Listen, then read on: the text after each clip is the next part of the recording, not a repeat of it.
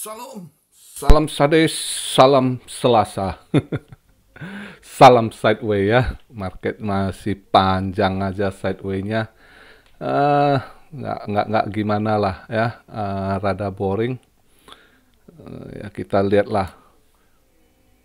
Eh, ya nggak nyangka juga agak merah dikit. Saya pikir masih bisa hijau tadi malam. Ternyata, tapi ya benar juga seperti saya bilang kemarin market rada anomali, nggak bakal ngikut ini Nasdaq atau S&P. Ya benar kemarin semalam itu pada hijau, Dow Jones, Nasdaq, S&P ya kan hijau.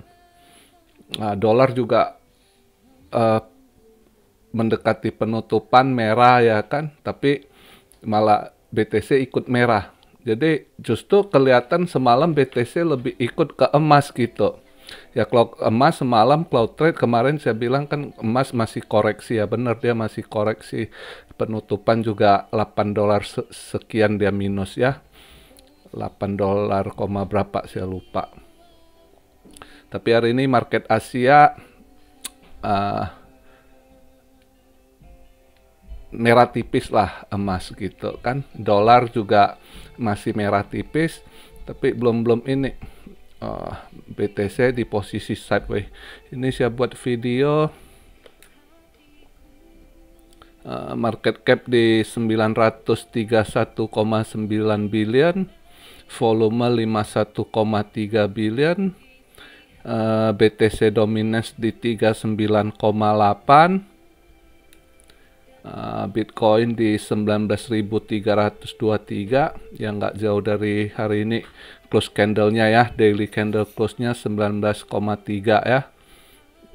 Agak merah dikit karena kemarin itu weekly pas itu nutupnya di 19.5 gitu. Ethereum di 1345 cukup bagus bertahan, BNB juga cukup bagus bertahan, XRP sedikit koreksi di 44,97 per 44 sen, 9 hampir 4 ya, koreksi 1,8% lah ya.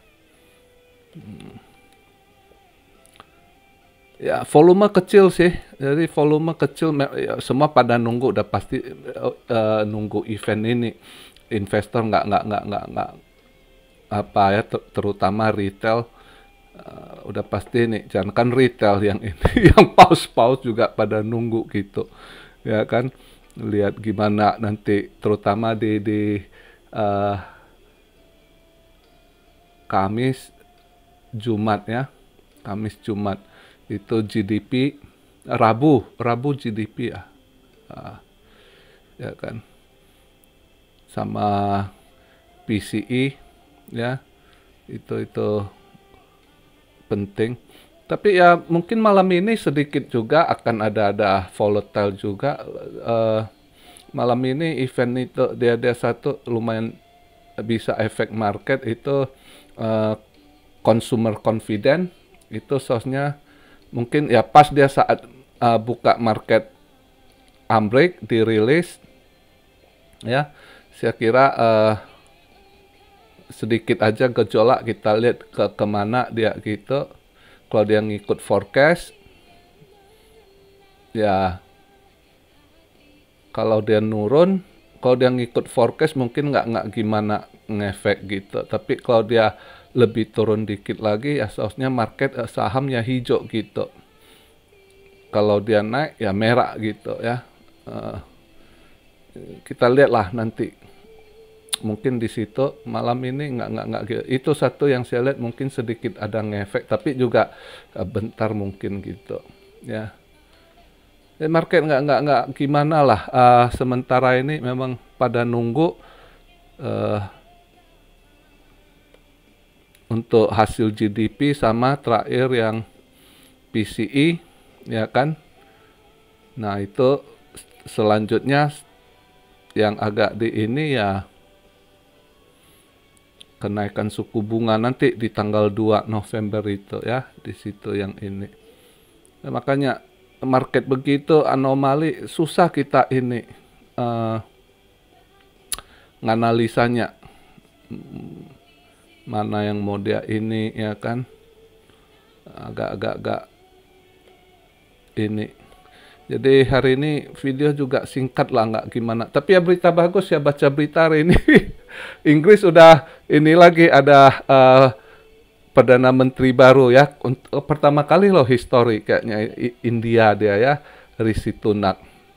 Dia kayaknya bekas financial minister ya, bekas menteri keuangan atau mantan menteri keuangan gitu. Ya. Ya bagus, mungkin harapan di ini ya dicoba yang begitulah daripada ada rumor Boris Johnson mau balik pula, ya kan. Itu lebih ngaco lagi, kayak nggak ada pilihan lain gitu, ya kan. Kayaknya ini Rishi Sunak kuat dia di keuangan gitu, finansial keuangan. Mudahan aja Inggris bisa ini ada jalan keluar ya, menghadapi kondisi ekonomi resesi begitu. Sedikit inilah video sedikit saya jawab sedikit tadi pertanyaan. Ada yang tanya kok itu AXS udah semalam ya, kemarin itu dia udah di unlocking, udah di ini orang pada bisa udah jatuh tempo staking dapat semalam ya, itu makanya dia turun. Tapi ada yang pikir mau dapat cuan lebih banyak, nunggu nggak taunya langsung dipom balik ya, itu mau dibilang apa. Makanya selalu saya ingatkan kan, kalau cuan TP kondisi begitu, karena kondisi saat begini volume kecil itu enak saja mereka mainkan mau di pump atau dump gitu ya. Termasuk di sini juga satu hal, masih banyak yang sebenarnya bullshit juga, mereka bilang decentralized, sebenarnya mereka centralized juga gitu, karena mereka tahu gitu saat trading berat kemana, ya kan. Belakangan ini buat trading apalagi leverage, hati-hatilah, karena di bawah kontrol mereka gitu. Mereka tahu ada berapa banyak yang leverage sekian persen, ada berapa sekian persen. Itu gampang sekali mereka baca, Anda short, Anda long gitu ya. Gampang sekali mereka baca, apalagi market kecil, mereka ya gampang diolah gitu, volume kecil gitu. Maka hati-hati. Ya, kalau bisa cuan, udah TP, jangan nanti sayang kecepatan, nggak ada. Kalau Anda telat ya begitu, yang udah cuan akhirnya jadi rugi lagi gitu kondisi sekarang, ya kan. Makanya sulit kita ini. Terus ada satu lagi kemarin tanya, kok kasih tahu gimana cara analisa. Ini udah dari tahun kemarin saya jelaskan, sama aja. Intinya Anda yang mau analisa market, Anda harus banyak baca apa aja, dan Anda harus ngerti pula gitu, jangan nggak ngerti. Jadi harus saya pribadi, saya bukan lihat, saya sering pantau berita, tapi kita menganalisa sendiri, bukan ngikut-ngikut orang gitu ya. Jadi makanya saya sering berlawan arus, karena saya punya analisa sendiri, lihat pergerakan market, ya kan, arus uang kemana mereka play. Jadi bukan kita dengar ini terus ngikut gitu, nggak begitu ya. Jadi boleh kalian lihat dari tahun-tahun kemarin, saya kadang ya sering bentrok gitu. Tapi ya itu yang saya analisa, saya percaya gitu ya. Makanya selalu nggak ngikut. Tapi intinya kalau Anda mau belajar, Anda harus paham ekonomi juga. Anda harus ngerti istilah-istilah ekonomi, bahasanya. Jangan suruh baca, Anda baca tapi nggak ngerti arti, gimana Anda mau menganalisa, ya kan. Jadi harus tahu juga bahasa-bahasa politik, bahasa-bahasa ekonomi juga penting gitu ya. Jadi itu sih intinya, harus banyak belajar, harus banyak baca gitu, baru analisa fundamental pertama, ya kan. Intinya fundamental pergerakan market, baru Anda mau tetapkan mau entry, mau masuk, ya baru Anda belajar. Paling nggak harus sedikit ngerti lah. Saya bukan ngerti jago TA, tapi sedikit paham aja. Kadang saya TA lebih banyak ada anak muda teman saya tanya dia gitu, ini ke arah mana, ini gitu aja gitu. Saya bukan, Anda harus jago TA, makanya dari tahun kemarin itu yang ikut subscribe sini, saya suruh mereka belajar TA ke channelnya Kevin Saili gitu ya. Jadi gitu. Jadi Anda juga setelah tahu market, ngerti ini, baru nah lihat titik poinnya mau entry atau di mana dia masuk, kondisi chartnya gimana. Nah itu baru TA gitu. Saya basicnya lebih ke fundamental gitu ya, menganalisa gitu. Jadi ya buat Anda yang mau ini harus banyak baca dan harus kenal media yang bisa dipercaya atau tidak gitu ya.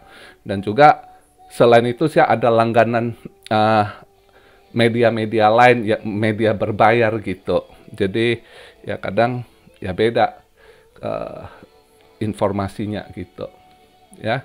Jadi itu aja sih untuk video hari ini, karena kita lihat dulu ini market yang bosan, nggak ini tunggu momen lah. Jadi kalau kondisi begitu tuh kita nggak bisa sembarang masuk. So saya bilang cari momen gitu ya. Andai kata pun Anda mau scalping, ya lihat momen juga gitu. Kalau lagi begini-gini susah. Kecuali misalnya nanti malam ada pergolakan dikit, misalnya saya bilang